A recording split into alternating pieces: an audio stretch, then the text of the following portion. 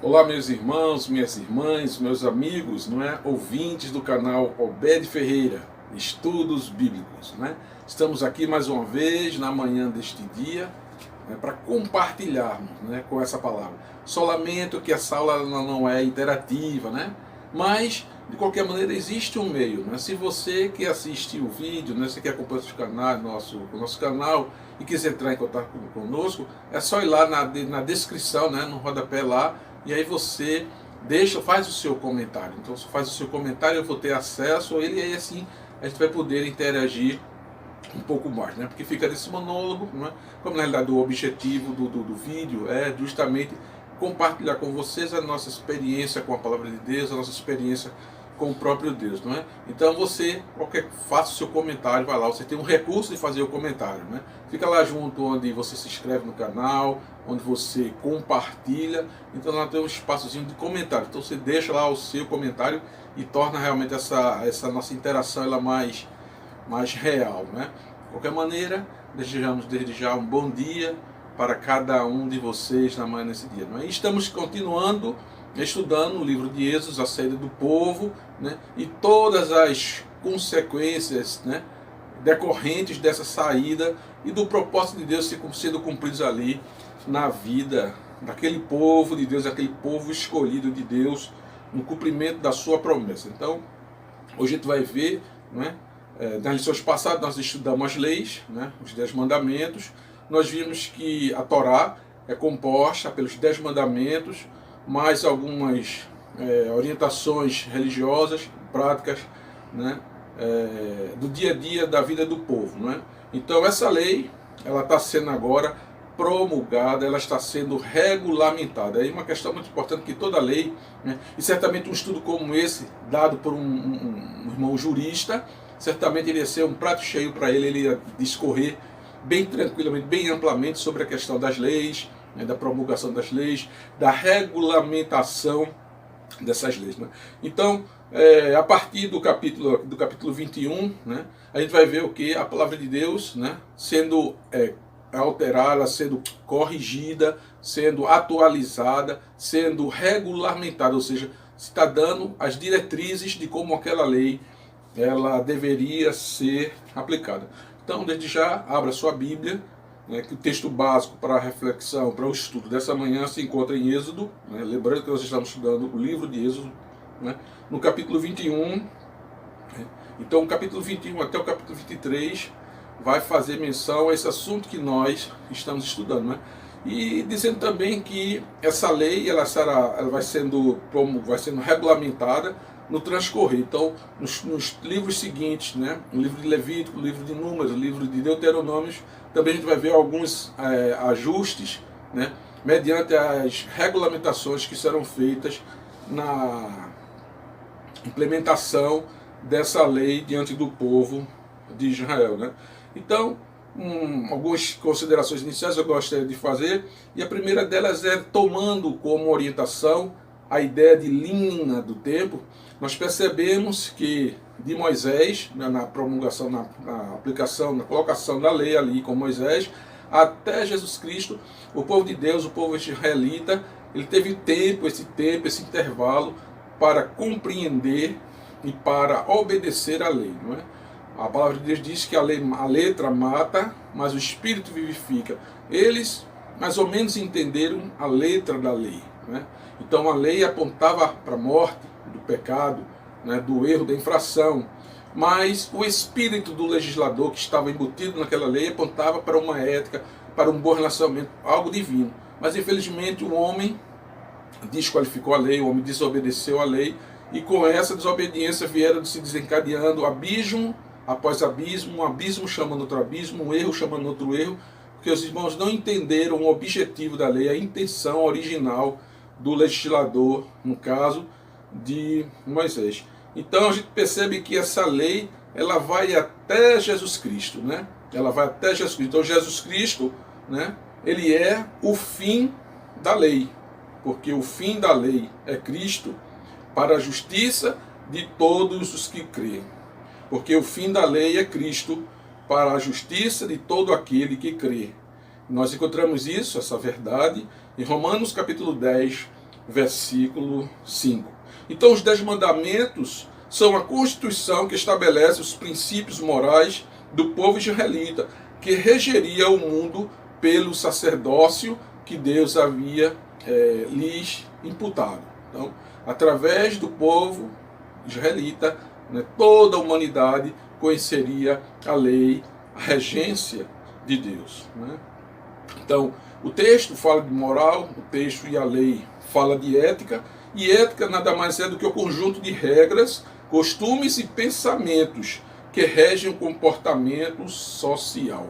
Então, toda a sociedade ela precisa de ter as suas leis e as suas regulamentações. Né? Então, a regulamentação ela vai dar vida às leis. As leis está dizendo lá, não matarás. Então vai dizer, não matarás em que circunstância, em tal circunstância a pena vai ser essa, e em tal circunstância a pena vai ser aquela. Então, portanto, a regulamentação das leis serve para estabelecer as condições da infração e a pena pela infração cometida. Né?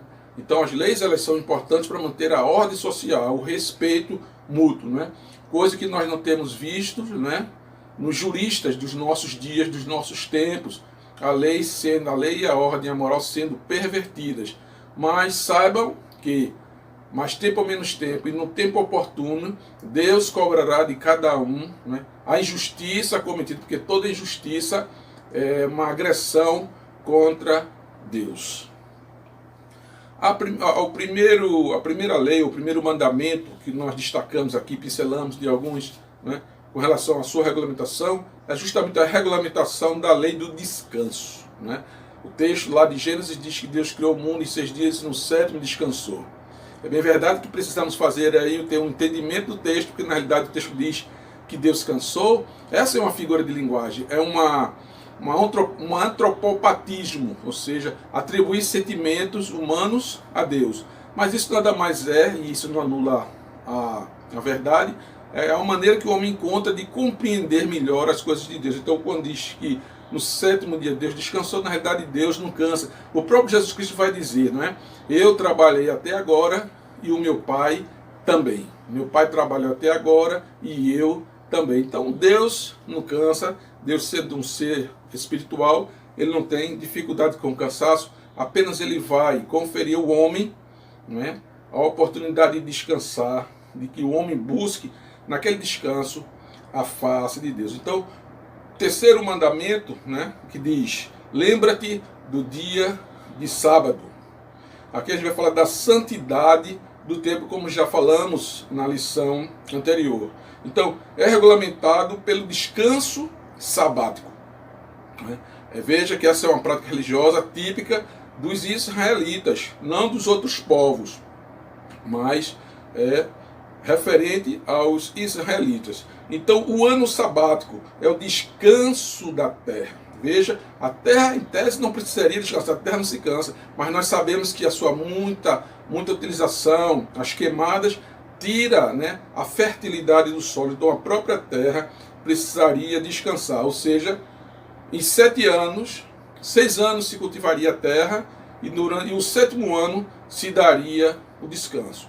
E aqui, não que Deus não tenha cuidado com a natureza, e Deus tem, porque ele a criou, mas aqui o descanso não era apenas para a terra, mas era uma oportunidade, por exemplo, de nesse ano, um ano sabático, o homem tivesse mais tempo para descansar, o homem tivesse mais tempo para cultivar, né, ao seu Deus, cultivar a família, os hábitos familiares. Também, nesse ano, o homem teria um pouco do alento do seu trabalho, porque o trabalho ele fadiga, o trabalho ele traz canseira, são as pragas, são as enchentes, são os saques. Então, o trabalhador, aquele que trabalha a terra, né, está sempre enfrentando algumas dificuldades. Então, o labutar por si só já é cansativo, já é enfadonho. Então, aquele ano seria um ano em que o lavrador ele teria o seu descanso. Né? E em alguns casos, em alguns grupos, né, chamados cristãos, tentam resgatar essas práticas judaicas, essas práticas israelitas. Lembrando que essa prática só faria sentido para o povo judeu que tinha experimentado realmente diante de Deus todas aquelas experiências. Então, essa é uma prática judaica, né, e não uma prática cristã. O que fica para a Igreja de Cristo hoje são justamente os princípios. Aquilo que o povo de Israel não conseguiu entender, a nós hoje é dado o entendimento, ou seja, compreender o espírito da lei, entender qual foi a intenção do legislador ao redigir, ao estabelecer ali aquelas leis, né? Também o texto vai falar das festas, né, judaicas, que justamente são festas que fazem sentidos para o povo de Deus. Ali pelo menos três festas que a gente destacaria, que são a festa dos pães ázimos, que está relacionado com a Páscoa, a festa da cega, ou das primícias, e a festa da colheita, onde se celebrava a colheita de todos os produtos até o seu armazenamento. Então terminou o processo ali com o armazenamento dos alimentos. Então o povo de Israel ele celebrava o sucesso daquela colheita, né? Então aqui a lei ela vai regulamentar a questão do descanso. A segunda regulamentação que nós percebemos, né, nós extraímos, está no sexto mandamento, que é a regulamentação da lei da vida, e aqui a valorização pela vida. Então o sexto mandamento vai falar, não matarás, é o princípio do respeito à vida. Aqui a regulamentação define os conceitos de crime culposo e crime doloso, né? Veja que aqui já existia dentro da questão da lei, né, da legislação, o cuidado em distinguir, discernir o que seria um crime culposo de um crime doloso. E nós sabemos que o crime culposo é aquele que é cometido sem a intenção, né, do dolo, sem a intenção de se cometer. Já o crime doloso, onde há uma premeditação, né, do ato. Se por exemplo aqui, né, se um boi chifrasse e matasse uma pessoa, ele seria morto e o dono realmente não seria punido por conta disso, porque o próprio boi, por ser, para a cultura judaica, o boi é um animal de muito valor, ou seja, o fato de ter tido o boi morto por conta daquela agressão, né, ele estaria agora isento daquele crime.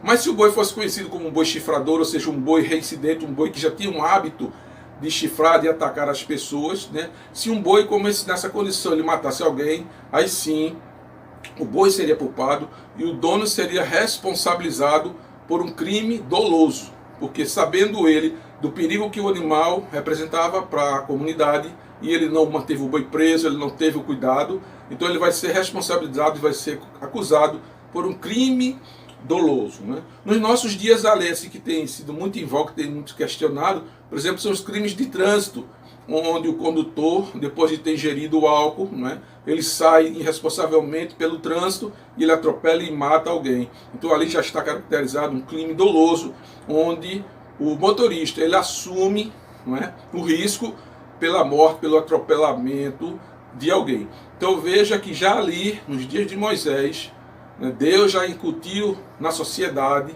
na mentalidade do ser humano, o conceito de crime doloso e crime culposo. Então a gente percebe a importância da regulamentação da lei, que ela vai tratar cada caso diferente, distintamente, mas sempre buscando o bem-estar da comunidade. A terceira regulamentação é a regulamentação da propriedade.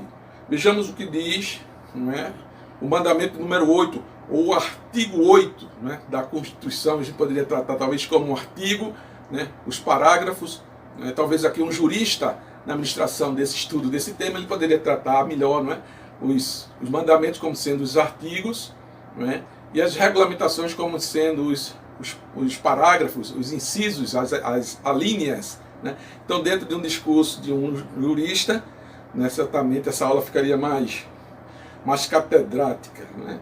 Então, o boi, como eu disse, na cultura judaica, o boi era um animal muito precioso. E veja o que é que diz a regulamentação dessa lei, né, com relação aos animais. Evidentemente que esse assunto ele se estende principalmente sobre a questão da morte, assassinato de homens, né? E a gente vai ler mais adiante, né? Pode pesquisar mais adiante, vai falar das cidades de refúgio. Quando alguém voluntariamente matava alguém, então essa pessoa era dirigida, encaminhada para a cidade de refúgio, até que se chegasse a um consenso, o juízo sobre aquela questão. Então, a indenização por um boi furtado era de 5 bois.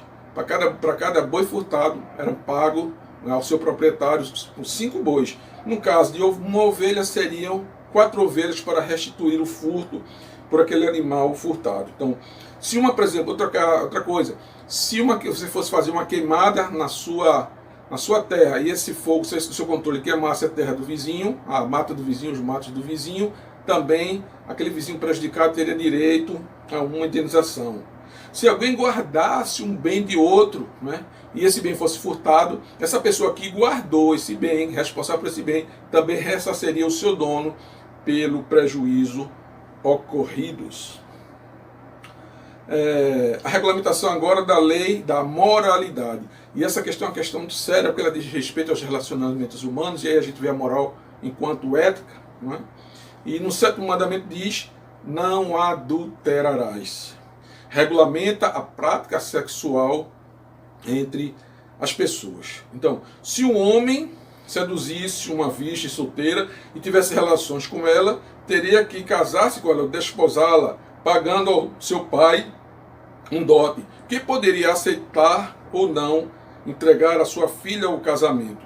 Posteriormente, nós veremos isso lá em Deuteronômio, capítulo 22, versículo de 13 a 21, que é justamente regula, é o artigo que regula essa prática aí. E no estudo desse texto, dessa regulamentação, nós entenderemos melhor como a sociedade judaica daquela época, israelita daquela época, ela se conduzia diante deste tema. Não é? Se o homem se casasse e desprezasse a sua esposa, alegando não se ela era mulher virgem, né, e não conseguisse provar, né, que ela não era virgem, ele teria que indenizar o pai. Mas se fosse comprovado que ela realmente não era virgem, isso era tratado como adultério, então aquela mulher seria apedrejada, né? Muito provavelmente apedrejada até a morte. Então alguém vai dizer: não, mas que lei é essa que manda matar a pessoa?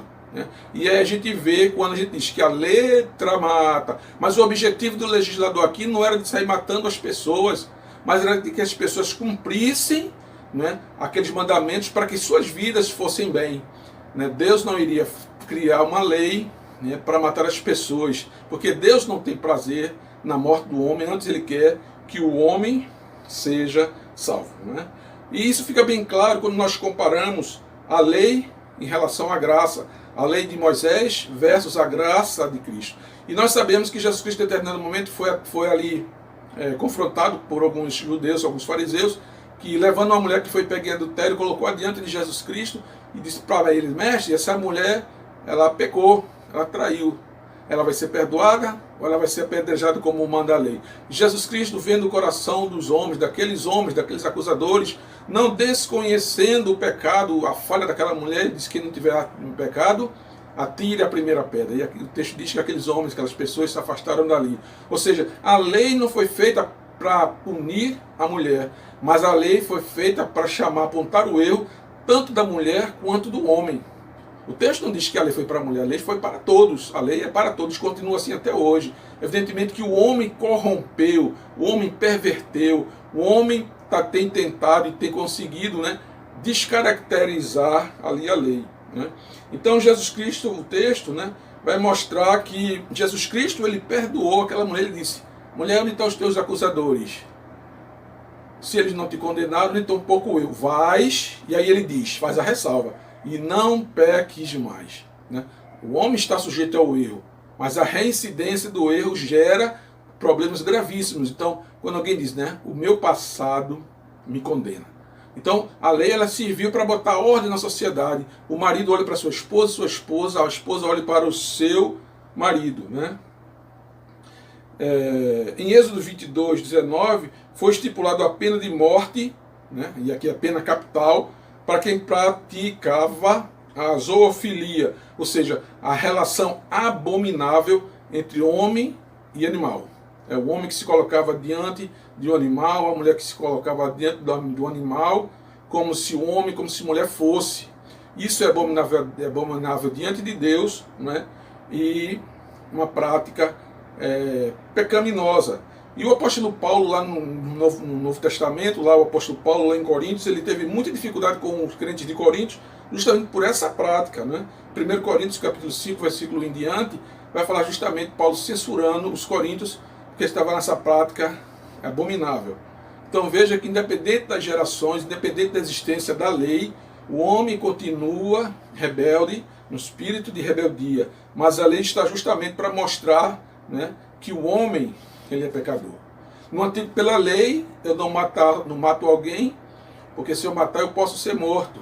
Mas pela graça eu não mato, primeiro por obediência a Deus e depois porque eu devo amar o meu próximo, tá certo? Outra lei regulamentada é no Êxodo 22:18, quando diz o que? Não permitirás que viva uma feiticeira. Né? E alguém pode dizer, não, mas que lei é essa que manda matar, que manda matar? Aí a questão é, a lei está ali. O homem foi que transgrediu. Então quem leva o homem à morte, quem leva o homem às barras da lei, não é? São as suas próprias práticas. Quem condena o homem não é a lei, quem condena o homem são as suas próprias práticas. Então o homem que tem um coração endurecido, ele vai sempre violar a lei. Então a lei ela é regulamentada lá em Deuteronômio, capítulo 18, versículos de 10 ao versículo 12. E aí vai falar da questão da feitiçaria, que estava sempre sendo associada ao sacrifício de crianças. Não é? Sacrifício de crianças. Existe na Bíblia a figura do deus Moloque, né? Do deus Moloque, em que esse deus ele é caracterizado por uma imagem, né? Por uma imagem de cerca de 1,5 metro, 1,60 m, salvo o equívoco desse que vos fala, mas salvo engano, era uma imagem de bronze de cerca de 1,5 m, e essa imagem você pode consultá-la, né, no Google, só citar o nome Deus Moloque vai aparecer lá as figuras de imagem, e essa é construída de um homem, né, um homem gordo, onde a sua barriga, o seu ventre, ele era oco, ali era colocada a madeira, a lenha, o fogo era acendido, e os pais vinham com suas crianças e depositavam a criança no ventre daquela imagem e saíam deixando que aquela criança morresse, né, queimada ali por aquele fogo, né? Então, na tentativa de conseguir alguma coisa com aquele Deus a custos da vida de uma criança, né? E essa questão de consulta divina, a gente lembra do rei Saul, quando lá em 1 Samuel capítulo 28, versículo 7, a gente vai ler o seguinte: então disse Saul aos seus criados, buscai uma mulher que tenha um espírito de feiticeira, para que vá a ela e consulte por ela. E os seus criados lhe disseram, eis que em Endor há uma mulher que tem um espírito de adivinhar. Então ali o próprio Saul, o chefe da nação, dando esse exemplo, né, sabendo ele de que aquilo era uma abominação ao Senhor. Quantas lideranças nossas, né, não estão metidas também nesse processo de consulta de adivinhos, né, de pessoas que trabalham ali com aquilo que não convém ao homem, porque aquilo constitui ofensa a Deus, e nós sabemos que Deus não divide com ninguém a sua glória. Então o homem retira de Deus a glória e coloca em outro ser. Né? E é muito comum nesses tempos a gente ver cineastas preparando filmes, né, elaborando filmes, né, conduzindo filmes que mostram a sobrenaturalidade das coisas, né? Filmes com intenções obscuras, onde o homem busca o domínio do sobrenatural e atribui poderes a objetos, palavras, homens, né? Buscando dominar a natureza. Né? Então, veja que o coração do homem está impregnado do mal, e o problema não está na lei, mas a lei ela serve para apontar. Né? Mas para toda a causa há uma consequência. Então, o homem ele é livre para escolher, mas ele não é livre das consequências dessa escolha. Né?